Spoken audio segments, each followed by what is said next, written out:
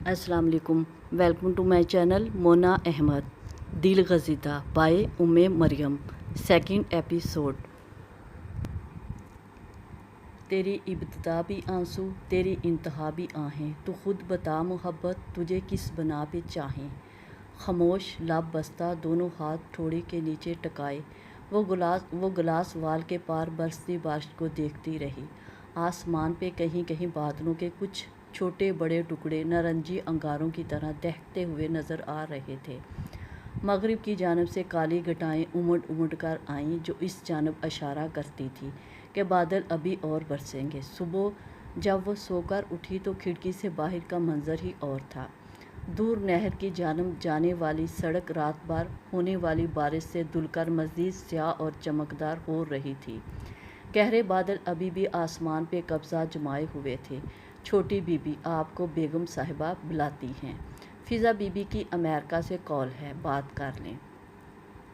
वो इसी कैफियत में बैठी ग्लास वॉल पे इधर उधर फिसलते पानी के कतरों को देख रही थी जब मुलाजमा ने दरवाज़ा थपथपाकर अंदर आने पे अहम इत्तला दी। गानिया के थके हुए असाब यकदम मज़ीद शिकस्ता होकर रह गए। आती हूँ। वो उठी तो ड्रेसिंग टेबल के कद आदम आईने में उभरता अपना अक्स देखकर एक पल को दचका सा लगा। ये वो थी। इसने हाथ से अपने चेहरे को छुआ। उलझे बेतरतीब बाल, मोहतरम आंखें, सुता हुआ चेहरा, शिकन आलूद लिबास। इसके दिल से होक सी उठी तो आंखें यकायक पानियों से लबरेज हो गई। मनीब चौधरी कितने पावरफुल साबित हुए हो। कितनी बेनियाजी से सूरत से मुझे ही मुझसे छीन लिया। मेरी नींदें, मेरे ख्वाब, मेरी ज़ात, मेरा मान, कुछ भी अख्तियार मेरा मुझ पे नहीं रहने दिया। फिर भी देखते हो तो नफ़रत से। This is not fair. मामा का शिकवा और खफगी बेजा ना थी। वो वाक़या खुद से दिन ब दिन लापरवाह होती जा रही थी, बिछड़ती जा रही थी। वो हाथ से उलझे बाल संवारती, अपने आप से निगाह चुराती कमरे से निकल आई। हाँ भई, आ गई है मेहरानी साहिबा, कर लो बात इससे। मामा का इसे देखते ही ब्लड प्रेशर हाई होने लगा। हालांकि इसके कमरे में आमद से कबल वो बहुत रिलैक्स अंदाज में बेड पे नीम दराज महव कलाम थी, मगर इस पे निगाह पड़ते ही इनकी पेशानी शिकनों से पुर हुई, आंखों में नागवारियत दर आई। इस पे सर्द नज़रें डालते हुए उन्होंने रिसीवर इसके हाथ में देने की बजाय तकिए पे डाल दिया। गानिया का दिल तो पहले ही दर्द का फोड़ा था। मम्मा की खफगी और नाराज़गी भरा ये रवैया मज़ीद अजियत का सामान कर गया। इसने ढीले हाथों से रिसीवर उठा लिया। हेलो। इसकी आवाज़ भी इसके चेहरे की तरह बेजान और उलझन अमेज़। मेरी जान, क्या हाल है? फ़िज़ा की ज़िंदगी से भरपूर शोक खनखनाती आवाज़ इसकी समातों में उतरी। वो इससे 8 साल बड़ी थी। डॉक्टरी की आला तालीम हासिल करने के बाद वो कामयाब शादीशुदा ज़िंदगी गुजार रही थी। आमिर भाई भी डॉक्टर थे। अमेरिका में दोनों अपना ज़ाती क्लिनिक चला रहे थे। फ़िज़ा का इरादा मुस्तकिल वहाँ क़याम का नहीं था। वो पाकिस्तान आकर अपना हस्पताल बनाने की मतमन्नी थी। इसके कहने पे ही मामा ने ज़बरदस्ती गानिया का रुझान ना होने के बावजूद इसे मेडिकल में लाने का प्लान बनाया हुआ था। गानिया की दिलचस्पी ना थी, मगर मामा के सामने भला किसकी पेश चलती थी। वो किसी भी सूरत गानिया को भी फ़िज़ा और असद की तरह डॉक्टर बनाना चाह रही थी। ये इन्हीं की ख्वाहिश थी। दोनों बड़ी औलादों की तरह शानज़े भी इसी शोबे में नाम कमाए। कहाँ खोई रहती हो भई? मामा को भी तुमसे इतनी शिकायतें पैदा हो गई हैं। गुफ्तगू के आगाज़ में ही फ़िज़ा ने इसकी बेदिली और बेध्यानी महसूस करके टोक दिया। गानिया घबरा सी गई, बेसाख्ता मामा की जानब देखा जो इसी खफा अंदाज में उठकर वहाँ से जा रही थी। वो सर्द आप भर के रह गई। कुछ नहीं भई, मामूली सी तबीयत ख़राब है। मामा तो यूं ही परेशान होने लगती हैं। आप मुझे उमर का बताएं, कैसा है वो? गानिया ने दानिस्ता मौजू बदला और इसकी तवज्जो खुद से हटानी चाहिए। फ़िज़ा माँ थी, बेटे की लातदाद बातें बताती चली गई। सद शुक्र इसका देहांत तो बटा। पता है गानिया, कल आमिर ने उमर से पूछा, बड़े होकर क्या बनोगे बेटे? पता है मोहतरम ने क्या जवाब दिया? فضا ہنستے ہوئے لوٹ پوٹ ہوئی جا رہی تھی۔ غانیہ کے چہرے پہ بھی بھولی بھٹکی مسکان اتری۔ کہتا ہے ڈیڈی میں بڑا ہو کر ابو بنوں گا، ہی۔ آپ کے کہکے صرف فضا نے نہیں لگائے بلکہ غانیہ بھی ہنس دی تھی۔ بس مت پوچھو کہ عامر صاحب کا چہرہ کیسا ہو رہا تھا۔ میں نے کہا ٹھیک ہی تو کہہ رہا ہے، پاکستانی مرد ڈاکٹر، انجینئر، پائلٹ بنے نہ بنے مگر ابو ضرور بنتے ہیں۔ وہ پھر کہکے لگا رہی تھی۔ غانیہ اس کی آخری بات پہ بری طرح جنپ گئی۔ عمر ہے آپ کے پاس تو میری بات کروائیں۔ غانیہ موضوع تبدیل کرنا چاہتی تھی۔ اگلے چند لمحوں میں عمر اپنی چہکتی آواز کے پھول برساتا لائن پہ آ چکا تھا۔ کیسی ہیں خالہ جان؟ عامر بھائی خاصے سے زیادہ محب وطن اور روایتی سوچ کے مالک تھے۔ امریکہ جیسے ملک میں رہتے ہوئے بھی بیٹے کی پرورش اور گھر کے ماحول میں مشرقی اور اسلامی اقدار کو ملحوظ خاطر رکھا ہوا تھا۔ یہی وجہ تھی کہ عمر بہت رواں اردو بولتا تھا۔ فائن میری جان، آپ کیسے ہو؟ خالہ جانی یاد نہیں آتی؟ کب آ رہے ہو ملنے؟ اس معصوم فرشتے سے بات کرتے وہ واقعہ بہلنے لگی تھی۔ بابا تو کہتے ہیں نیکسٹ ایئر، مگر میں انہیں عید پہ آنے کے لیے منا لوں گا۔ آتے ہوئے آپ کے لیے ڈھیر ساری چاکلیٹس کے ساتھ لیپ ٹاپ بھی لاؤں گا نیا والا۔ وہ بہت جوش سے بتا رہا تھا۔ مزید کچھ دیر عمر سے بات کرنے کے بعد جب غانیہ نے ریسیور رکھا تو ماما کی نہ صرف کمرے میں واپسی ہو چکی تھی بلکہ وہ اس کا خشمگین پوسٹ مارٹم بھی مکمل کر چکی تھی۔ غانیہ نے اجلت میں گفتگو بھی اسی لیے سمیٹی تھی کہ وہاں سے فرار کی خواہاں تھی، مگر اسے ٹھیک سے اٹھنے بھی نہیں دیا تھا ماما نے اور اسے کٹہرے میں گھسیٹ لیا۔ وہ گہرا سانس بھرتی واپس ٹک گئی۔ کل رزلٹ آیا ہے تمہارا اور تم نے مجھے بتانا بھی گوارا نہیں کیا۔ ان کا انداز کڑا تھا اور نظریں ملامت زدہ۔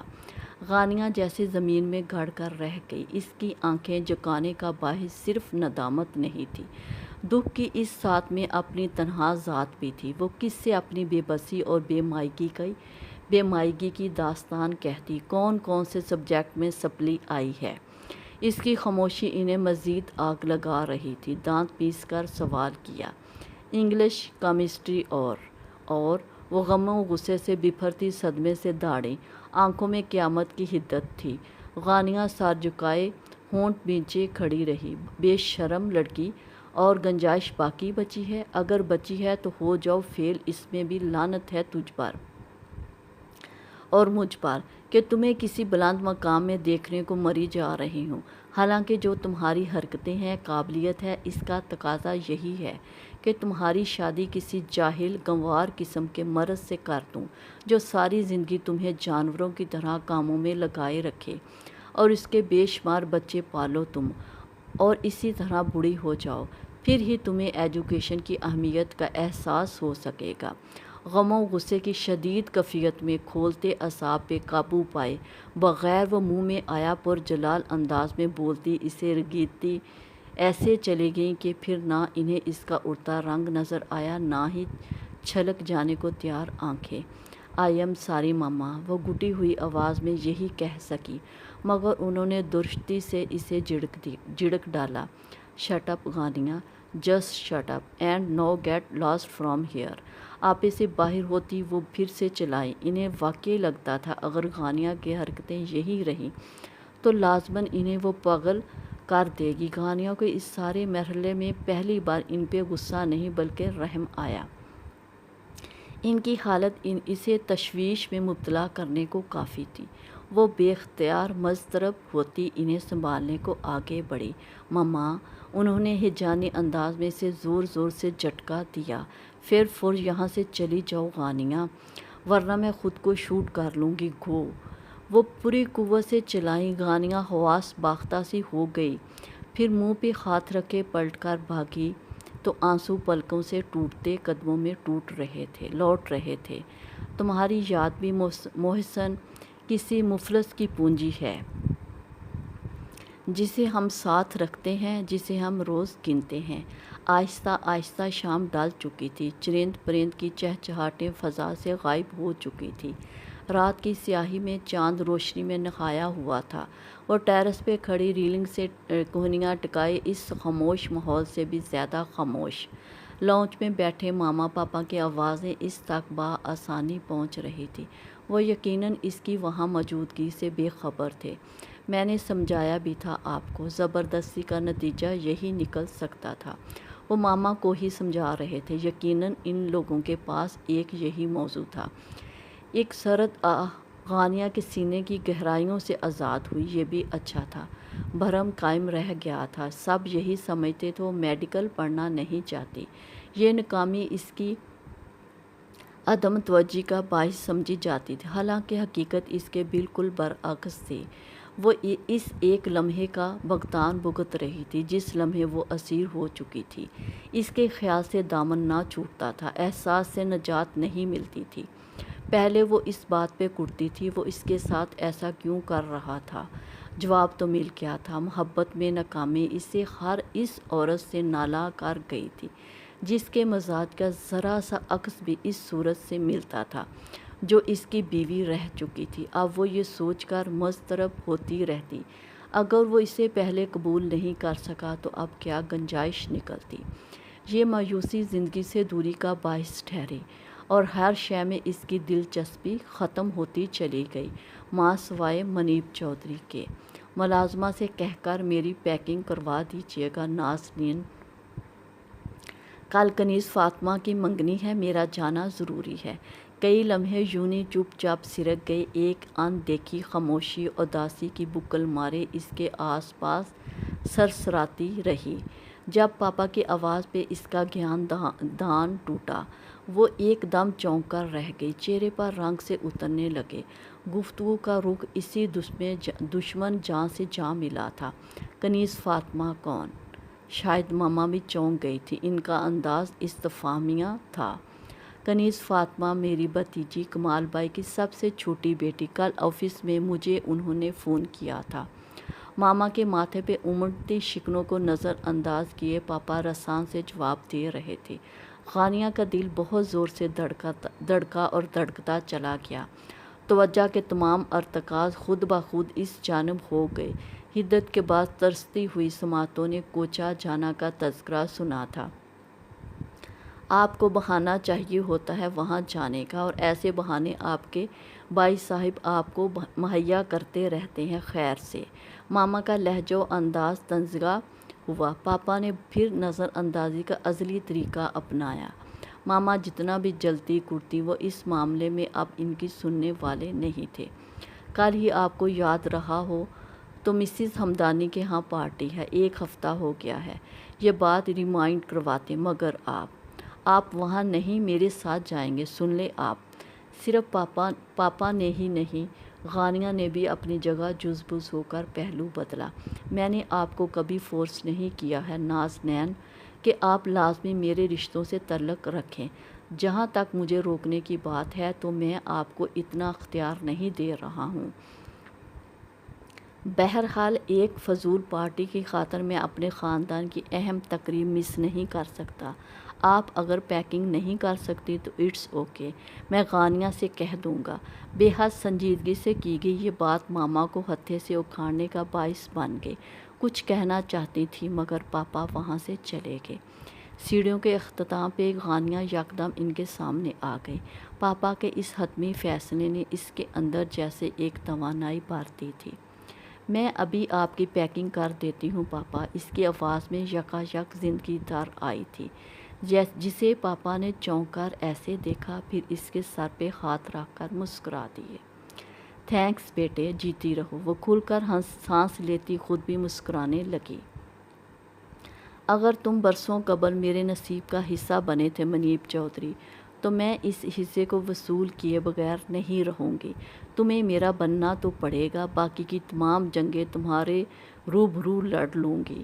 اپنے کمرے کی طرف جاتے وہ خود سے عزم باندھ رہی تھی، یہ جانے بغیر کہ اس عزم میں، اس جنگ میں کیا کچھ قتل نہ ہونا تھا، خودی، ضم، انا، وقار اور جانے کیا کچھ۔ مگر وہ سمجھتی ہی تو نہیں تھی۔ وہ خیال تھا کوئی دنک نما یا کوئی اخستہ میرے روبرو، جو مجھے ہر طرف سے تو لگا وہ تو ہی تھا یا کوئی ہو بہو۔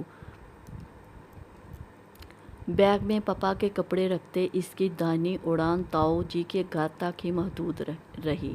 ہر سوچ کا مرکز وہی ایک شخص تھا، ہر خیال میں اسی کا سراپا سجا تھا، خشونت اور درستگی جس کے مزاج کا خاصا تھی، ناگواری جس کی پہچان، اور غسیلہ تاندخو تھا مگر اسے اچھا لگ گیا تھا، اتنا اچھا کہ اس کی خفگی بھی سہنے کو بخوشی راضی ہوتی۔ اپنی اس آخری سوچ پہ وہ خود ہی جنب کر مسکرا دی۔ اگر انہیں میری اس حماقت کا احساس ہو جائے تو کیا ری ایکشن دیں گے بھلا؟ سوچ کا سنہرا پن حیا کے خوبصورت سنگم کے ساتھ اس کی دلکش و رعنائی کو بڑھاوا دے رہا تھا۔ وہ اتنی محو تھی کہ پاپا کے اندر آنے کی بھی خبر نہیں ہو سکی۔ ان کے کھنکھارنے پہ ایک دم اچھل سی گئی۔ پاپا کی شرارت بھری مسکان کو دیکھتی وہ خفا نظر آنے لگی۔ آپ نے ڈرا دیا مجھے۔ وہ سینے پہ ہاتھ رکھے کھڑی تھی، دل ابھی بھی دھڑ دھڑا رہا تھا۔ پاپا اس کے ناز بھرے بصورت انداز کو شفیق مسکان سمیت دیکھتے اس کے سر پر ہاتھ رکھ گئے۔ آج بہت دنوں بعد میرا بیٹا ذرا سا خوش نظر آیا ہے۔ خیریت ہے نا سب؟ کہیں وجہ میڈیکل سے جان چھوٹنے کی تو نہیں؟ ان کے شرارتی انداز پہ وہ ایک دم جنپ گئی مگر خاموش رہی، کچھ گریزاں قدرے متذبذب۔ کچھ چاہیے بیٹے؟ انہوں نے اس کا گال تھپتھپایا تھا گویا حوصلہ افزائی کی۔ میں آپ کے ساتھ چلوں پاپا؟ وہ ایکچولی کنیز کی انگیجمنٹ ہے تو میری دوستی ہو گئی ہے کنیز سے جبھی۔ وہ ہنوز ہچکچاہٹ کا شکار تھی۔ بات ادھوری چھوڑ کر ان کے تاثرات جانچے پاپا بے حد سنجیدہ نظر آئے۔ اپنی مما کا پتہ ہے نا آپ کو، آپ کے رزلٹ کی وجہ سے آج کل ویسے ہی بہت برہم ہے۔ مینشن ناٹ پاپا، اس وقت تو ماما گھر پر نہیں ہیں، بات کی بعد میں دیکھی جائے گی۔ وہ ان سے اجازت مانگتی اپنے فیصلے سے آگاہ کر رہی تھی۔ انہیں لہجہ کیسے چہکار سمیٹ لایا تھا، آنکھوں میں بے تحاشا چمک۔ پاپا کو اس پہ بے ساختہ پیار آ گیا۔ پچھلے کئی دنوں سے وہ کتنی معلول تھی، کیا حرج تھا اگر اس طرح خوش کر دیا جاتا۔ انہوں نے آمادگی سمیت اس کا گال تھپکا تو ساتھ ہی اسے بعد کے نتائج کے متعلق بھی ڈرانا چاہا تھا۔ سوچ لو بیٹے، واپس بہرحال ہمیں یہیں آنا ہے، آپ کی ہٹلر ماما کے پاس۔ الفاظ کا چناؤ اسے کھلکھلانے پر مجبور کر گیا تھا، یا پھر وہ واقعہ اتنی ہلکی پھلکی ہو چکی تھی کہ بات بے بات ہنستی تھی۔ میں فیس کر لوں گی پاپا، لیکن پلیز مجھے وہاں لے چلیں۔ اس کے یکدم ملتجی ہو جانے پہ پاپا نے سرد آہ بھرے۔ سویٹ ہارٹ، میں کب چاہتا ہوں آپ کو اتنے پیارے رشتوں سے دور کر دوں۔ اس دوری کی خلیج کو مٹانے کو ہی میں نے برسوں قبل۔ معمن ایک دم احساس ہونے پہ پاپا زبان دبا گئے اور متصافانہ گہرا سانس بھرا۔ اینی ویز، آپ تیار ہو کر آؤ، پھر چلتے ہیں۔ آپ کی ماما سے بعد میں دو ہاتھ کر لیں گے۔ یہ اجازت تھی یا خوشی کا پروانہ؟ اس کا چہرہ یکلخت جگمگا اٹھا۔ تھینکس پاپا، میں 2 منٹ میں ریڈی ہو جاتی ہوں۔ وہ چٹکی بجاتی کھلکھلاتی پلٹ کر بھاگ گئی۔ وہ جس وقت تیار ہو کر اپنے مختصر بیگ سمیت آئی، پاپا پورٹیکو میں اس کے منتظر تھے۔ اسے دیکھ کر نظروں میں پسندیدگی اتر آئی۔ میری بیٹی بہت پیاری لگ رہی ہے، انہوں نے پرشفیق انداز میں سراہا تو غانیہ مطمئن ہو کر مسکرا دی۔ پاپا کی طرح تمہاری نظر میں بھی پسندیدگی دیکھوں تو ہی سکون ملے گا مجھے۔ منیب چودھری، جدید تراش خراش کا سوٹ، اس پہ باریک نیٹ کا دوپٹہ جو بہت سلیقے سے اس نے کاندھوں پہ پھیلا رکھا تھا۔ شرٹ کے دامن اور گلے پہ سلور کناری تھی، دوپٹے میں کہیں کہیں سلور ستارہ دمک رہا تھا جو اس کے سنہرے روپ کو اور بھی تابناکی بخش دیتا۔ وہ واقعہ دمک رہی تھی۔ اس روپ میں زیور کے نام پہ کلائی میں ایک نازک زنجیر تھی جس میں تھوڑے تھوڑے فاصلے پہ ڈائمنڈ لگے تھے۔ تراشیدہ بال کندھوں پہ ایک ترتیب سے ڈالے ہوئے تھے۔ اس کا یقین کامل تھا، منیب چودھری اگر اس پہ فرفیتہ نہ بھی ہوا تو سابقہ بدسلوکی بھی نہیں کر سکے گا۔ डोंट वरी पापा, अब मैं जितने भी ड्रेस पहना करूँगी सब के दुपट्टे इतने बड़े बड़े होंगे। इसने दोनों हाथ फैलाकर दुपट्टों की लंबाई बताई तो पापा बेख्तियार हंस दिए, जबकि वो इनसे करीद के ताऊ जी की फैमिली के मतलब सवाल करती रही थी। ताऊ जी की फैमिली का कुछ भी ख़ास लाइफस्टाइल नहीं है पापा। आपको चाहिए था जब आप खुद शहर में सेटल हुए थे तो ताऊ जी को भी शहर बुलवा लेते। आपको नहीं लगता वो लोग ज़िंदगी की दौड़ में बहुत पीछे रह गए हैं? इसके इस मदबराना तजर्बे पे पापा नरमी से रसान से मुस्कुरा दिए। हर किसी का अपना माहौल हुआ करता है बेटे, जिसे वो लोग अजीज़ रखते हैं वो इससे दस्तबरदारी पसंद नहीं करते, यानी अपनी जड़ बुनियाद से हटना इन्हें पसंद नहीं। भाईजान के बड़े बेटे ने इनकी शदीद ख्वाहिश के बावजूद तालीम हासिल नहीं की और अपने आबाई पेशे खेती बाड़ी को अपनाया। मनीब पढ़ा लिखा बाशऊर इंसान है, शहर में बहुत अच्छी पोस्ट है, मगर गांव छोड़ना इसे भी गवारा नहीं। कनीज़ और सहेल भी तालीम याफ्ता हैं, अलग बात इन सब में नुमायाँ सिर्फ मनीब रहा। किस्मत भी होती है अपनी अपनी। पापा के लहजे में बाई की सब औलादों के लिए यकसा मोहब्बत थी, मगर मनीब के हवाले से इनके अंदाज में मौजूद फ़ख्र महसूस किया जाने वाला था। गानिया के अंदर इत्मीनान उतर आया। माँ के बरअक्स बाप की सोच इस शख्स के मतलब बहुत हौसला अफजा थी। इनकी शादी कब हुई थी पापा, और बीवी से सेपरेशन की वजह क्या बनी, जबकि शादी ना सिर्फ मोहब्बत की थी बल्कि औलाद भी हो चुकी थी। लहजे को सरसरी बनाते हुए इसने बुनियादी सवाल काट डाला जो फांस पार कर दिल में अटका रह गया था। मनीब ने शादी 10 साल कबल, जब वो खुद महज 19 साल का था, अपनी यूनिवर्सिटी फ़ेलो से कर ली थी। दोनों में मोहब्बत भी थी। मुझे सेपरेशन की वजह पूरी तो मालूम नहीं, लेकिन इतना ज़रूर जानता हूँ वो लड़की गांव में नहीं रह सकी, जबकि मनीब गांव छोड़ने पे आमादा नहीं था। गानिया इस जवाब पे सख्ते में आ गई। इसे यकीन नहीं आता था इतनी सी बात पे वो अपना घर भी तोड़ सकता है। और बच्चे, वो सोच के बम्वर से उभरी। पापा सिगरेट सुलगाने में मसरूफ़ हो चुके थे। लाइटर डैशबोर्ड पर फेंकने के बाद कश लेते, सिगरेट होंठों से हटाकर हाथ की उंगलियों में दबाकर धुआं मुंह से खारिज करते गहरा सांस खींचा। एक ही बेटा है, हमदान मरी में होता है। अब के वो कुछ नहीं बोली। पापा ने खुद ही इसकी मालूमात में इजाफा करना शुरू किया था। तनीज़ को शहर के कॉलेज से ग्रेजुएशन किए चंद माह हुए हैं। अब बरजाई के भतीजे से निस्बत तय की जा रही है। लड़का दुबई में होता है, कनीज़ को शादी के बाद वहीं ले जाएगा। पापा इतनी तफसीलात शायद इसीलिए फराहम कर रहे थे कि इन्हें इसका इन लोगों के मतलब अल्फाज का चुनाव मुनासिब नहीं लगा था। ये तो अच्छी बात है पापा, कनीज़ प्यारी लड़की है, आपको चाहिए था ये रिश्ता आप अली भाई के लिए मांग लेते। वो सीधी होकर बैठते हुए इन्हें मशवरा भी दे गई। पापा सिगरेट का कश ले रहे थे, आस्ती से खंखारे। सिर्फ मेरे चाहने से क्या होता है बेटा, आपके मम्मा और भाई दोनों को ये अक़दाम पसंद नहीं आ सका था। गानिया आपके चौंक गई। इसने बगौर इनका चेहरा देखा। यूँ मैन पापा, आपने ये बात घर में की थी? पापा ने महज सर हिला दिया। वो मुतसाफ़ाना सांस भरती खुद को ढीला छोड़ गई। मामन किसी ख्याल के ज़ेरे असर इसने गला खंखार कर साफ़ किया, फिर बड़ी जुर्रत का मुजाहरा करते हुए गोया हुई।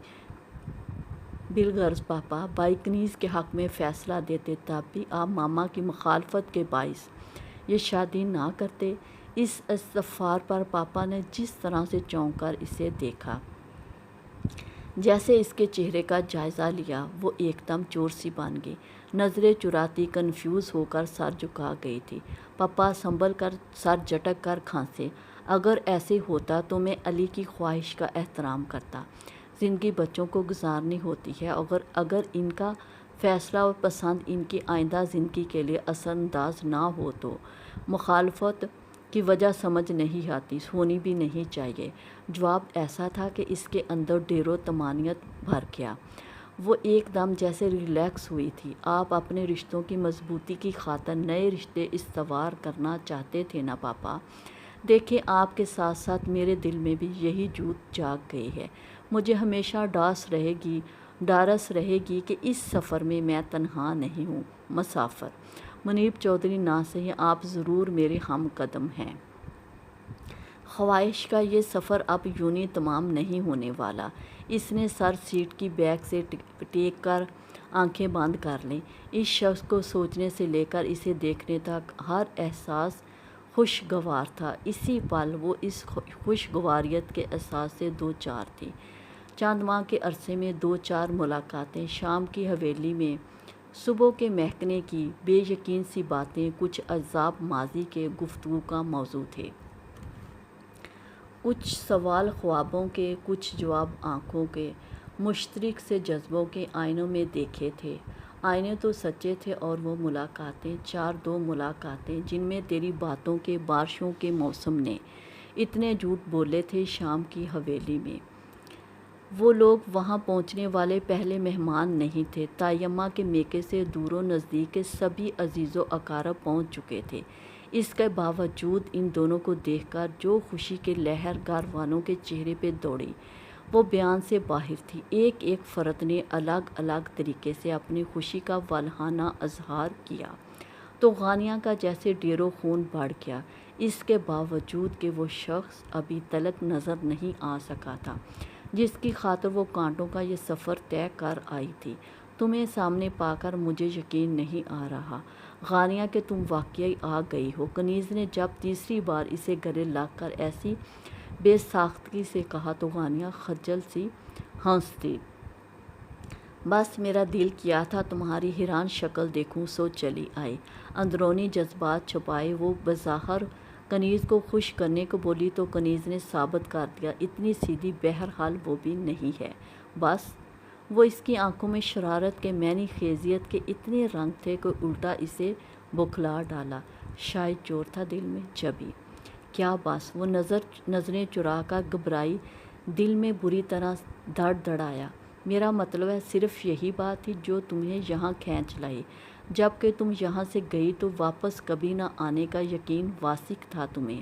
کنیز کا شوخ و معنی خیز انداز کچھ اگلوانے کے در پہ تھا۔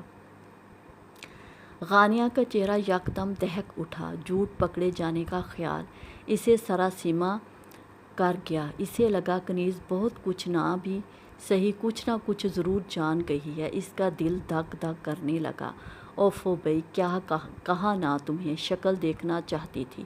وہ نرمی سے جھنجھلائی، اب کہ وہ واقعہ جان چھڑانا چاہے مگر کنیز اتنی آسانی سے ٹلنے پہ آمادہ نہیں تھی۔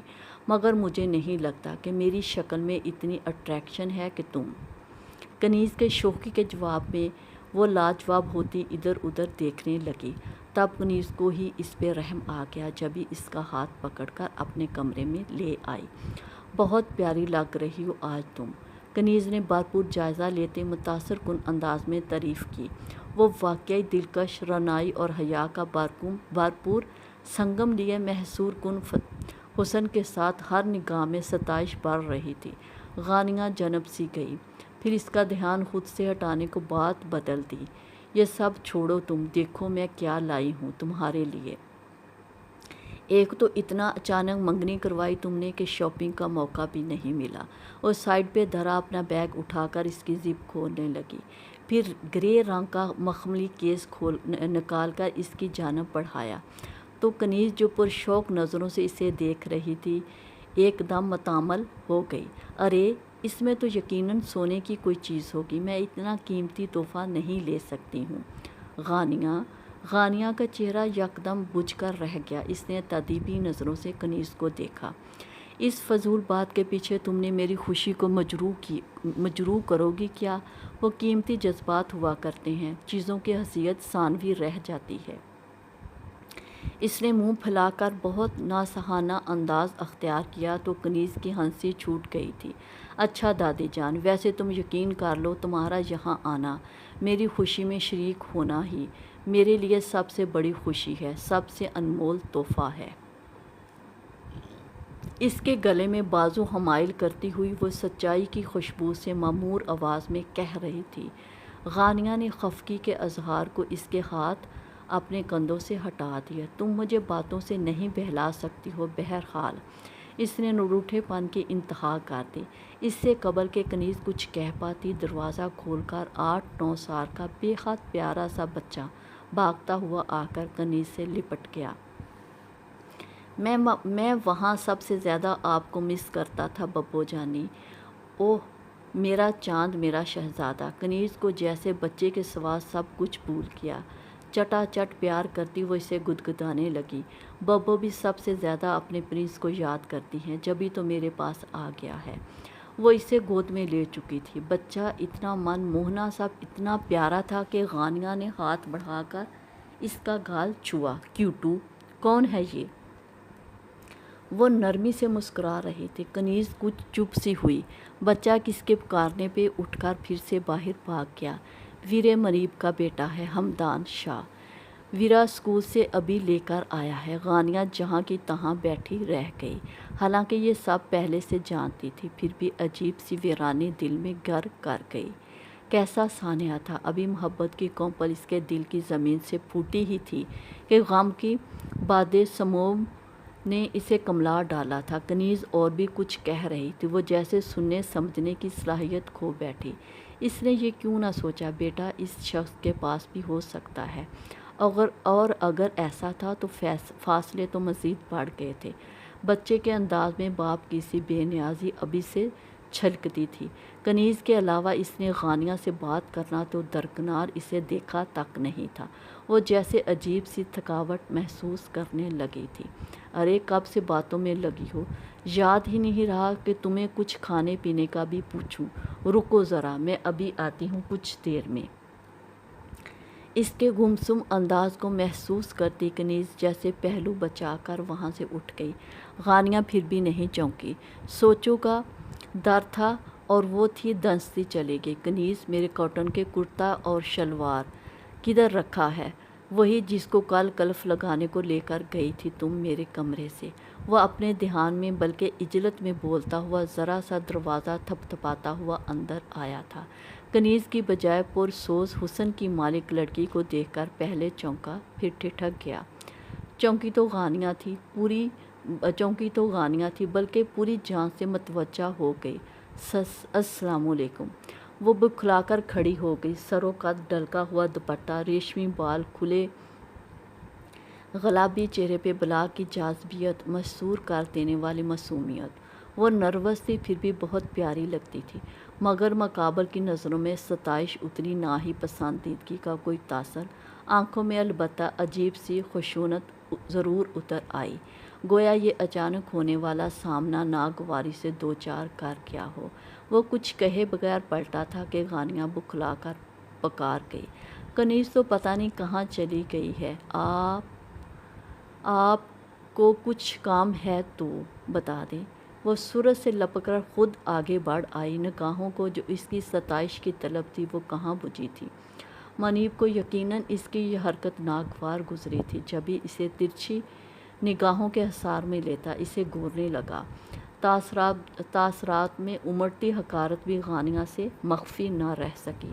کام غالباً میں آپ کو بتا چکا ہوں، آپ کے حواس سلامت ہوتے تو یقیناً سن ہی لیا ہوتا۔ اینی ویز میں کنیز کو دیکھ لوں گا خود۔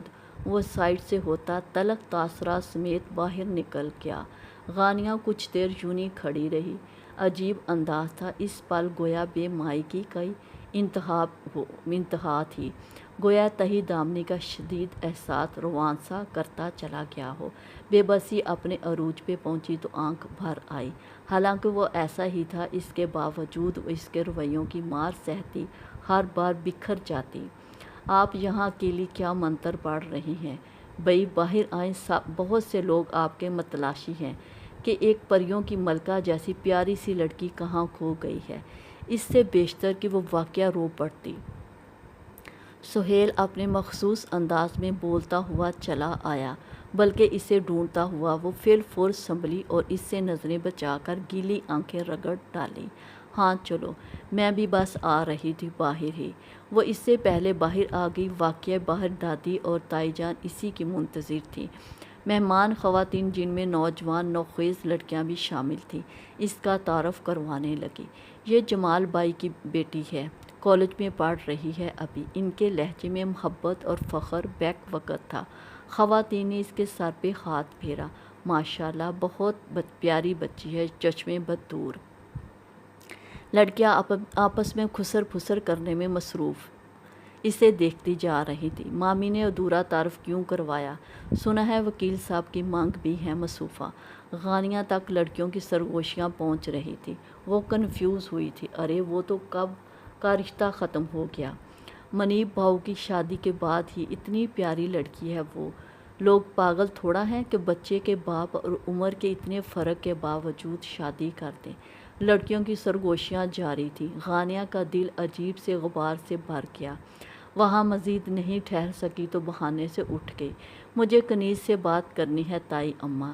وہ اٹھ کر پھر سے کنیز کے کمرے میں آ گئی، جہاں اس کی سہیلیاں اسے تیار کرنے میں مصروف تھیں۔ آؤ غانیہ، کنیز اسے دیکھ کر مسکرائی۔ وہ محض سر ہلا کر ایک سائڈ پہ بیٹھ گئی۔ اس کے ذہن میں جوار باٹے اٹھ رہے تھے۔ وہ شخص شادی شدہ ہی نہیں، ایک بچے کا باپ بھی تھا۔ یہ تھی اس کی پسند، اس کا انتخاب۔ انجانے میں اس نے کتنی تیزی سے محبت کا یہ سفر طے کیا تھا کہ آگاہی کے بعد بھی واپسی کا راستہ نہیں ملتا تھا۔ دل کبھی ملال کے سنگ سسکنے لگتا تو کبھی نارسائی کا دائمی احساس کچوکے لگانے لگتا۔ پہلے رسم کی ادائیگی ہوئی، پھر مہمانوں کو کھانا کھلایا جانے لگا۔ وہ صحن میں ابھرتی آوازوں سے بے نیاز وہیں بیٹھی رہی۔ تائی جان نے رسم کے لیے اسے بلوایا، پھر کنیز نے بھی پیغام بھیجا۔ وہ ذرا کی ذرا اس کے پاس جا کے بیٹھی اٹھنے کو تھی جب کنیز نے ہاتھ پکڑ لیا۔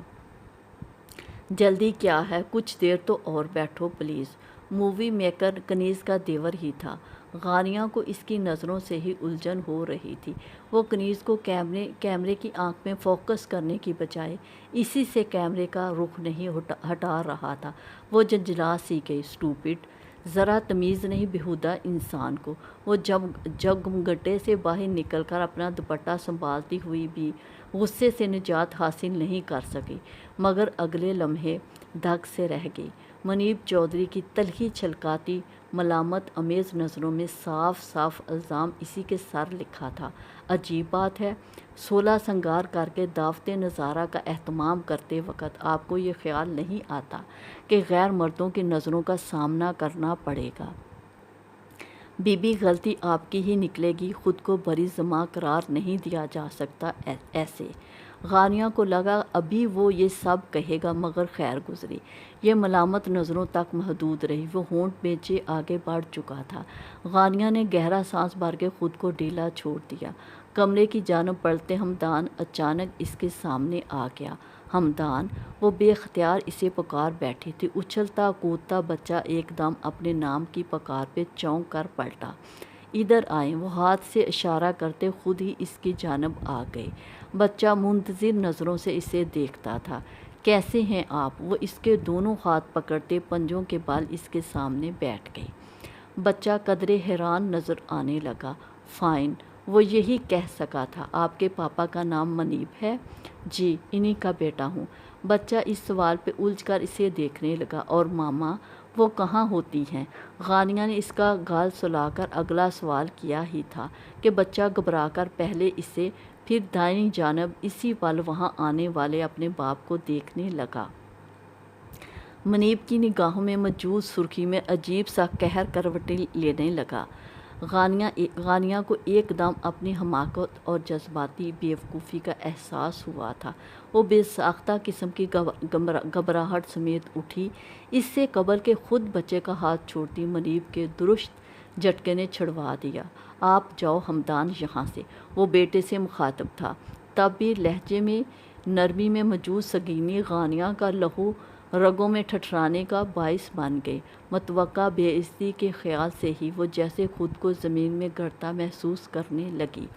ہاتھوں کی لرزش پہ قابو پانے کو اس نے ہاتھوں کو باہم جکڑا، مگر خاطر خواہ نتیجہ برآمد نہیں ہو سکا۔ وہ اس شخص کے قہر سما تاثرات کے سامنے باقاعدہ ہولے ہولے لرزنے لگی۔ یہ پوزیشن واقعہ بے حد آکورڈ تھی۔ وہ کیا سوچتا ہوگا کہ اسے اس کی ذاتیہ سے اتنی دلچسپی کیوں ہے؟ فرمائیے، کیا پوچھنا چاہ رہی ہیں آپ؟ مجھ سے پوچھئے کیسا جتلاتا ہوا لہجہ تھا اس کا، تحقیر سے لبریز، تنفر سے بھرا ہوا۔ غانیہ عرق ندامت میں ڈوبی بھیگی بھیگی پلکیں جھپکنے کے علاوہ کچھ نہیں کر سکی۔ اتنی ہمت بھی ناپید تھی کہ وہاں سے چلی ہی جاتی۔ لوگوں کے ذاتی مسئلوں میں دلچسپی رکھنے کی بجائے انسان کے لیے بہتر یہی ہوتا ہے کہ وہ اس انرجی کو اپنی اصلاح میں ویسٹ کرے اور سنے۔ وہ روانسی ہوتی پلٹی تھی کہ اس کی سرد پکار پہ نہ چاہتے ہوئے بھی رک گئی۔ البتہ نظریں اٹھانے اس کی خفا نظروں کا سامنا کرنے کی تاب خود میں نہیں پاتی تھی۔ میرا خیال ہے جو بھی خوش فہمیاں اب تک آپ کو لاحق تھیں اس سارے معاملے سے بے خبری کی بدولت، وہ یقیناً اب ختم ہو گئی ہوں گی۔ آپ کے لیے بہتر ہوگا کہ اب واپس اپنے ٹریک پہ چلی جائیں۔ اپنی بات مکمل کر کے وہ رکے بغیر لمبے ڈھگ بھرتا چلا گیا، اور غانیہ کے اب تک بامشکل رکے ہوئے آنسو بے اختیار بہہ نکلے تھے۔ اس کا لہجہ، اس کا انداز غانیہ کو پتال میں اتارنے کو کافی ثابت ہوئے۔ یعنی وہ اسے جتلا گیا تھا، وہ اتنا بھی بے خبر نہ تھا جتنا اپنے تئیں وہ اسے سمجھے بیٹھی تھی۔ یعنی اس کے نوخیز انداز محبت کے چھلکتے احساس نہ صرف اس تلک پہنچے تھے بلکہ بے اثر اور ناقابل قبول بھی کیے جا چکے تھے۔ رد ہونا اور اتنی شدتوں سے جھٹلایا جانا اسے پاش پاش کرتا جا رہا تھا۔ وہ چاہنے کے باوجود اپنے پیروں پہ کھڑی نہیں رہ سکی۔ جسم ہی ایسے بے جان ہوا جاتا تھا۔ اس سے بڑھ کر بھی سبکی کا احساس کوئی اور ہو سکتا تھا، بے بسی کا کوئی مقام ہو سکتا تھا کہ اس کا راز اس شخص پہ آشکارا ہو چکا تھا جس سے چھپانے کی وہ سب سے زیادہ متمنی تھی۔ میرے چہرے پہ ان گنت تحریریں ہیں، ہر سطر میں ہزاروں مزمل خواب، ان خوابوں کی ٹہنیوں سے لپٹے خار گلاب ایسے، بہت ہی ستم رسیدہ کسی بوڑھے فقیر کے جیسے۔ حسن کا کاسہ بہت سی دعاؤں سے ویران ہے، سیراب ہونے کا منتظر، زوردار بارش کا طلبگار۔ آئینہ جب بھی دیکھوں تو اپنے چہرے پہ ان گنت چڑیاں نظر آتی ہیں، بے شمار سلوٹیں دکھائی دیتی ہیں، تھکی ہوئی بیمار آنکھیں کسی شفا یاب لمحے کی منتظر ہیں۔ میں بھی کسی بوڑھے فقیر کے جیسی ہوں، غم نے میرے قدموں تلے ریت بچھا دی ہے۔ یہ گلابی جاڑے کا ایک اداس دن تھا۔ اس اداس دن کے دامن کو خاموش بارش کی پھوار نے بھگو ڈالا۔ بارش جو اونچے ٹنڈ منڈ درختوں، سبز باڑوں، ننھے پودوں، خالی کیاریوں کو چھوتی سبز گھاس میں گم ہو رہی تھی، جو شیشے کی دیواروں پہ موتیوں کی صورت برس رہی تھی، وہ بھی اس کے ساتھ ایسے ہی موسم میں اسی دیوار کے پاس ایزی چیئر پہ ٹانگوں پہ گلابی کمبل ڈالے بہت دیر تک اس کے ساتھ بارش کا نظارہ کیا کرتا تھا اور ہر موضوع پہ بلا دریغ بولے جاتا۔ وہ اس کی ذہانت سے چمکتی آنکھوں کو دیکھتی، بس ایک بات سوچے جاتی، کیا دنیا میں ان آنکھوں سے زیادہ کہیں اور حسن ہو سکتا ہے؟ اور پھر خود ہی نفی میں سر ہلا دیتی، ناممکن۔ اس نے گردن پھیر کر داہنی جانب دیکھا، اس کی کرسی خالی تھی، اس کے دل کی طرح، اس کے گھر کی طرح۔ وہ نم آنکھوں کو جھپکتے ہونٹ کچلنے لگی۔ بارش کے ساتھ اس کا رشتہ ہمیشہ عجیب رہا تھا۔ اس بارش نے اسے ہمیشہ وحشت، خوف، تنہائی اور اداسی دی تھی، مگر ایسے میں جب وہ بالکل اچانک بغیر اطلاع کے آ کر اسے چونکا دیتا تو ساری اداسی ختم ہو جاتی۔ وہ بات بے بات کھلکھلایا کرتی، اور جب وہ کسی بات پہ مسکراتا یا ہنستا اسے کائنات کی ساری دلکشی ہیچ لگنے لگتی۔ وہ سوچنے پہ مجبور ہو جاتی کہ بعض لوگوں کی ہنسی ان کی مسکراہٹ سے بالکل جدا ہوتی ہے، اور ہر بار اسے ہنستے مسکراتے دیکھ کر وہ سوچا کرتی، اس کی ہنسی زیادہ خوبصورت ہے یا مسکراہٹ زیادہ قاتلانہ؟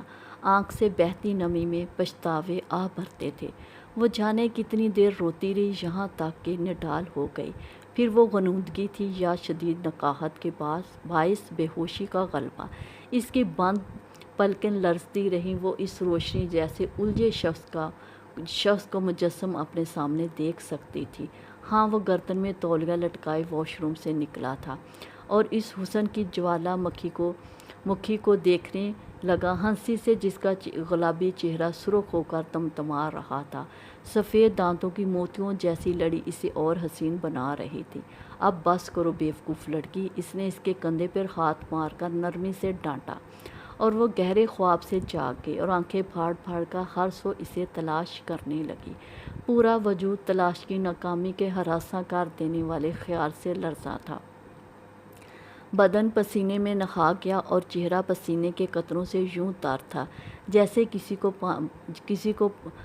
کسی کو پالے کا بخار چڑھ جائے۔ یہ لمس، یہ احساس، یہ خوشبو، وہ کسمسائی اور ایک دم تڑپ کر اٹھ بیٹھی۔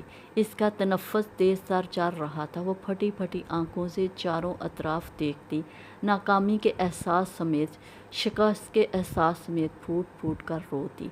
ایک بار تو آ جاؤ، میں تمہارے پاؤں پکڑ لوں گی، جتنی مرضی دھتکار دینا، معاف کر دینا۔ وہ تڑپ تڑپ کر فریادیں کرتی رہی، گزارشیں کرتی رہی، جواب میں وہی خاموشی سی سناٹا تھا۔ وقت گزر جائے تو تلافی ناممکن بھی ہو جایا کرتی ہے، اسے کون سمجھاتا، اب کچھ نہیں ہو سکتا۔ تمہیں کیسے بتاؤں میں کیوں ناشاد رہتی ہوں، میں کیوں برباد رہتی ہوں۔ میرے دشت تمنا پر لکھی تحریر ہو جانا، پہنچ سے دور خوابوں کی تمہیں تعبیر ہو جانا، مگر جو فاصلے تقدیر نے ماتھے پہ لکھے ہیں مقدر کی اس تحریر کے باعث، وہ خود پہ جبر کرتی ہوں، گلہ شکوہ نہیں کرتی، مسلسل صبر کرتی ہوں۔ تمہیں کیسے بتاؤں کہ میں جب صبر کرتی ہوں، زمین مصلحت میں آرزو کو دفن کرتی ہوں، فلک سے ٹوٹ کر جیسے سمندر میں بکھرتی ہوں۔ میں کیسے صبر کرتی ہوں، میں کیسے جبر کرتی ہوں۔ سنو، ان چاہتوں کو عشق کی پہچان دیتی ہوں، جنوں کی آخری حد کا کوئی عنوان دیتی ہوں۔ سنو، میں مان دیتی ہوں، یقین تم کو دلانے کو کہو تو جان دیتی ہوں۔ پھر وہاں سے واپس چلی آئی تھی، شاید ہمیشہ کے لیے، کبھی بھی پلٹ کر وہاں نہ جانے کو۔ وہاں اس کے لیے کیا تھا؟ وہاں اس کے لیے کم از کم کچھ بھی نہیں تھا، ایک نگاہ التفات تک تو کیا، ہمدردی کا ایک بول تک بھی نہیں۔ کیسی حرامہ نصیب تھی نہ اس کی بے مایہ محبت۔ وہ سوچے جاتی اور بے بسی، بے مائگی کے احساس سمیت بلکے جاتی۔ کتنے بہت سارے دن بیت گئے، چاہنے کے باوجود وہ خود کو سمیٹنے، خود کو جوڑے رکھنے کی کوشش میں ناکام ہوئی جاتی۔ جب وہ واپس آ رہی تھی، دو عجیب باتیں ہوئی تھی۔ اس نے منیب چودھری کی آنکھوں میں واضح اطمینان دیکھا تھا۔ کیوں؟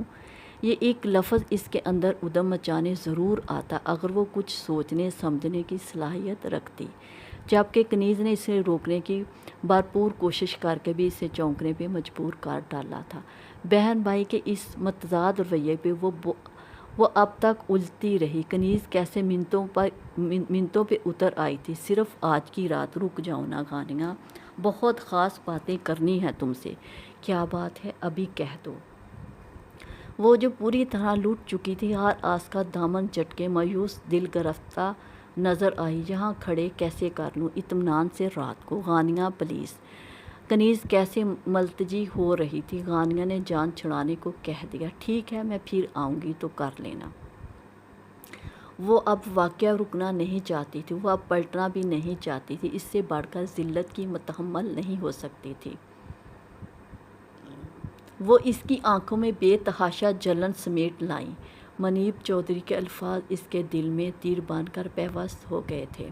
کیسا حقارت زدہ تھا اس کا لہجہ اور آنکھوں کی وہ نفرت۔ وہ تاب نہ لاتے ہوئے بھی جھلس گئی۔ ایک عورت کا اس حد تک جذبات سے مغلوب ہو جانا باعث فخر نہیں، باعث ملامت ہے۔ عورت اپنے جذبوں میں بے باس تو اچھی لگتی ہے، بے باک ہو کر نہیں۔ مت سمجھنا کہ میں جان نہیں سکتا کیا چاہتی ہو تم۔ کتنا تنفر زدہ تھا اس کا قہر آلود لہجہ، تاثرات میں جو تہذیب کے رنگ تھے وہ کیسے سہک گئی بھلا وہ یاد کر کے تڑپتی تھی اور تڑپ کر خود کو ملامت کرتی تھی۔ اب یہ غانیہ کی قسمت تھی یا وہ واقعہ اس کی طاق میں لگا ہوا تھا کہ جب بھی اس سے کوئی حماقت سرزد ہوتی، عین موقع پہ پکڑی جاتی۔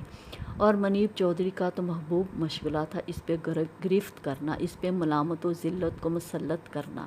اس میں شک بھی نہیں تھا کہ حماقت اس سے ہوئی تھی، صرف حماقت نہیں، قابل سزا جرم۔ پتہ نہیں وہ جذبات کی روح میں بہہ کر اتنی بڑی بے وقوفی کر گئی تھی، یا اس سے بچھڑنے کا دائمی احساس۔ اسے ہر نزاکت کا احساس فراموش کرا گیا تھا کہ اس سہانے روح خیال کے زیر اثر وہ اس شخص کے کمرے میں اس کی تصویر چرانے آ گئی تھی۔ یہ اس کی جینے مرنے والی بے بس محبت اور بے چارگی کے جان لیوا احساس کی انتہا پہ جا کر اٹھایا ہوا وہ قدم تھا جو شیطان کے بہکاوے میں آ کر خالصاً نفس کی غلامی کی تسکین کی خاطر اٹھایا گیا تھا۔ وہ اگر ایک پرائے مرد غیر محرم کی دید کو اتنا اہم گردان رہی تھی کہ اس کے لیے اتنا بڑا قدم اٹھا لیا۔ منیب چودھری جس پل وہاں آیا، اس کی تصویروں کا البم اس کے ہاتھ میں تھا اور وارڈروب کے دونوں پٹ کھلے ہوئے تھے۔ وہ رنگے ہاتھوں پکڑی گئی تھی۔ اس پہ اس شخص کی نظروں کا غسیلہ روح افزا تاثر، اس کے سخت ترین الفاظ، کیا پھر بھی وہ حواسناک ہوتی؟ اسے لگا روح جسم سے نکل جائے گی، اور روح واقعہ نکل گئی۔ بے بسی، شرم و خفت و گھبراہٹ اور خفت و خجالت نے مل جل کر اس کی تمام صلاحیتیں مفلوج کر ڈالیں۔ البم اس کے ہاتھ سے چھوٹا اور رنگت سرسوں کے پھول کی مانند زرد پڑتی چلی گئی۔ پھر اس کے بعد وہ جس طرح برسا انفاذ کی کاٹ تلخی اور صفاقی کو سہ نہیں سکی تھی، وہ جبھی اس کے دفع ہو جانے کے حکم نامے پہ عمل پیرا نہیں ہو سکی۔ سنسناتا دماغ، شل اعصاب اور مفلوج ہوا اعصابی نظام، اسے لگا وہ نیلے گہرے پانی میں بے آواز ڈوب رہی ہے۔ اسے اندھیروں نے مکمل طور پہ ڈھک لیا، حواس مکمل طور پہ کام کرنا چھوڑ گئے۔ اسے بالکل خبر نہیں تھی اس کے بعد کیا ہوا۔ اسے مکمل طور پر ہوش میں آنے کے بعد بھی اس نے ضرور پوری آمادگی سے، پوری شدتوں کے ساتھ اپنی موت کی دعا مانگی تھی، بہت مانگی تھی۔ بار بار اس کی طبیعت بگڑ رہی تھی، اس کے پاس کوئی راستہ نہ بچا تھا۔ بے بسی کا ایک وسیع لا امتناعی سلسلہ اس کے اندر پھیل گیا۔ پاپا اس کی اچانک بگڑ جانے والی طبیعت پہ بے حد اپسیٹ نظر آتے تھے، جبھی اسے ساتھ لیے جلد واپس چلے آئے۔ بس اس کے بعد پھر وہ تھی اور اس کی سبکی اور دکھ، وہ جان لیوا احساس، وہ ہر لمحہ جیتی اور مرتی تھی۔ محبت میں اگر چاہے جانے کا احساس دلربا ہوتا ہے تو اس شفاف آئینے میں ناگواری، بے مہری، بے یقینی اور بے گانگی کا ہلکا سا کنکر بھی اسے تڑکا کر بدنما کر ڈالتا ہے، اور خالص چیز کے ساتھ یہ مسئلہ ہوتا ہے کہ تھوڑا سا ناخالص پن بھی بری طرح کھٹکتا ہے۔ یہاں تو محبت کے آئینے پہ پتھر ہی بہت بے دردی سے برسائے گئے تھے جو اس کے پندار کے آئینے کو چکنا چور کر کے رکھ گئے۔ محبت تو دھڑکنوں کے ایک دوسرے میں تحلیل اور مدغم ہونے کا نام ہے، ایک سرتال پہ بجنے کا نام ہے۔ فریق ثانی کی کج ادائی و غفلت سے یہ جذبہ مرجھانے لگتا ہے۔ بلا شبہ چاہنے کا سفر چاہے جانے سے کہیں زیادہ پرخار، کٹھن اور اذیت امیز ہوتا ہے۔ اس نے اس اذیت کو سہنے سے دل نہیں چرایا تھا، مگر وہ اس ذلت کو برداشت نہیں کر سکتی تھی۔ یہ سچ ہے، عورت محبت کے سفر میں کبھی نہیں تھکتی، اگر اسے ذلت و سبکی کے احساس سے دوچار نہ ہونا پڑے۔ یہی احساس تھکاوٹ کا بھی باعث اور جذبوں کی موت کا بھی۔ وہ جانتی تھی یک طرفہ محبت کا سفر پاگل پن کہلاتا ہے، محض سراب کا پیچھا، یہاں کوئی منزل نہیں آتی کبھی بھی۔ وہ یہ بھی جانتی تھی ایسے رشتے تتلیوں کی مانند خوشنما تو دکھائی دیتے ہیں، مگر ہتھیلیوں پہ خوشنما رنگ چھوڑ کر تتلیاں تو کب کی اپنی موت مر چکی ہوتی ہیں، مگر یہ رنگ انمنٹ ہو جاتے ہیں۔ وہ سب جانتی تھی، پھر بھی بے بس تھی، محبت کے آگے بے بس۔ وہ وہاں جانا تو چھوڑ سکتی تھی، وہ محبت نہیں چھوڑ سکتی تھی۔ اس کے آنسو نہیں تھمتے تھے، ایسا تو کبھی میں نے سوچا بھی نہیں تھا۔ میں ایسے کیسے اتنا کمزور پڑ گئی، وہ بھی اس صورت جب کہ وہ شخص اس سے قبل بھی مجھے اپنی ناپسندیدگی جتلا چکا تھا۔ اب جینا کتنا دشوار ہے، کاش اس آخری حماقت سے قبل ہی کوئی مجھے سنبھال لیتا، کوئی مجھے اس راہ سے واپس لے آتا جو میرے لیے سوائے ذلت و رسوائی کے اور کچھ بھی نہ تھی۔ وہ ہچکیوں سے روتی تھی۔ محبت میں رد ہونے کا احساس بہت روح فرسا تھا، جو گن بن کر چاٹ رہا تھا اسے۔ وہ جیسے اپنی نظروں سے گر گئی تھی۔ یہی تو المیہ ہے محبت، عزت دار گھرانوں کی لڑکیوں کو مجروح پرندہ بنا کر رکھ دیا کرتا ہے، اڑ سکنے کی خواہش اور نہ اڑ سکنے کی بے بسی تا عمر تڑپاتی اور رلاتی رہتی ہے۔ منیب چودھری بھی اس کے نادان دل کی ایسی ہی خواہش تھی جس نے آکٹوپس بن کر اسے جکڑ لیا۔ اب اس کی مثال ایسے اجنبی مسافر کی مانند تھی جو جنگل میں بھٹک جائے، جسے رستوں کی پہچان نہ ہو۔ ایسے میں کوئی اندھی دلدل یا کھائی ہی اس کا نصیب بن سکتی ہے۔ بے بسی کی المناک موت مرنے کا غانیہ بھی ایسی ہی کیفیت کا شکار تھی۔ نارسائی سے پامالی کے بعد اب وہ بے بسی کی موت مرنے کو ہر لمحہ سسک سسک کر کاٹ رہی تھی۔ ختم شد۔